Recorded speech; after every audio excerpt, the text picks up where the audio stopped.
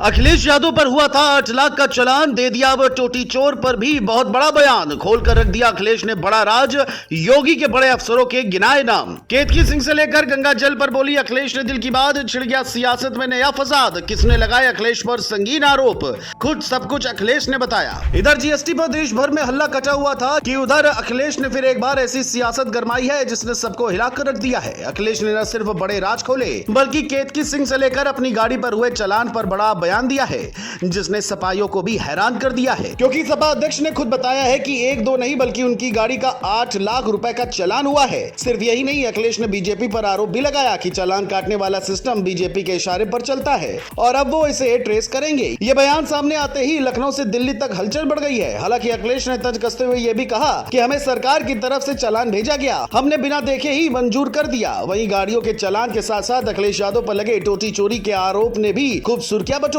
इस पर भी अखिलेश ने पहली बार अपने दिल की बात को कैमरे पर बताया। रिपोर्ट्स की माने तो हाल ही में योगी की विधायक केतकी सिंह ने अखिलेश पर तंज कसा था कि उन्होंने टोटी चुराई थी। इस पर अखिलेश ने पलटवार करते हुए कहा, क्या आप हमारे घर को गंगा जल से धुलवाओगे? आप भूल सकते हो, लेकिन मैं ये अपमान नहीं भूलूंगा। इतना ही नहीं, अखिलेश ने बड़ा राज खोलते हुए कहा कि इस पूरे मामले के पीछे योगी सरकार के बड़े अफसर आईएएस अवनीश अवस्थी और उनके ओएसडी का हाथ था। यानी अब टोटी चोरी का मामला सीधे अफसरों तक जा पहुंचा है। अखिलेश ने लगाए इन आरोपों ने अफसरों में भी खलबली मचा दी है, क्योंकि पहली बार अखिलेश ने योगी के खास अफसरों के नाम बताए हैं। इतना ही नहीं, लखनऊ में हुई पार्टी कार्यालय की प्रेस कॉन्फ्रेंस में अखिलेश ने आर्थिक मुद्दों पर भी बीजेपी को कटघरे में खड़ा किया। उन्होंने कहा कि जीएसटी दरों में बदलाव सिर्फ चुनावी राजनीति को ध्यान में रखकर किया गया है। बीजेपी मेक इन इंडिया की बात करती है, लेकिन हकीकत यह है कि देश के बाजारों में सबसे ज्यादा माल चीन से आ रहा है। इसमें यूपी की शान बनी ओडीओपी योजना पूरी तरह बर्बाद हो जाएगी। अखिलेश ने तंज कसा, बीजेपी बस नारे देती है लेकिन असल में देश का रोजगार और कारोबार चीन के भरोसे छोड़ दिया है। वहीं इस दौरान अखिलेश ने एबीवीपी कार्यकर्ताओं और छात्रों पर हुए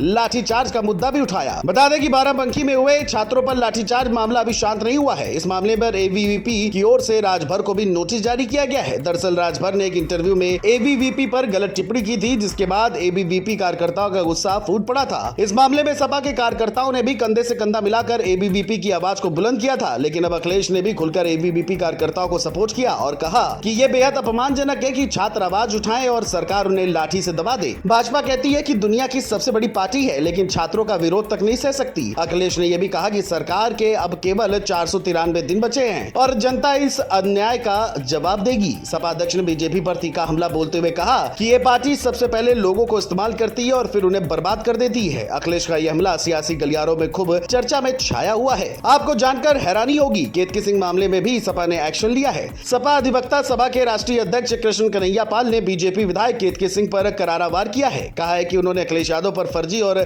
बेसलेस आरोप लगाए हैं, जिन्हें वो कोर्ट में साबित भी नहीं कर पाएंगी। इसी के चलते उन्हें लीगल नोटिस भेजा गया है और 15 दिन में सार्वजनिक माफी मांगने को कहा गया है, वरना उनके खिलाफ सिविल और क्रिमिनल मानहानि केस दायर होगा और साथ ही 5 करोड़ रुपए का हर्जाना भी मांगा जाएगा। अब देखना यह है कि केतकी सिंह झुकेंगी या फिर अदालत में होगी सियासी जंग।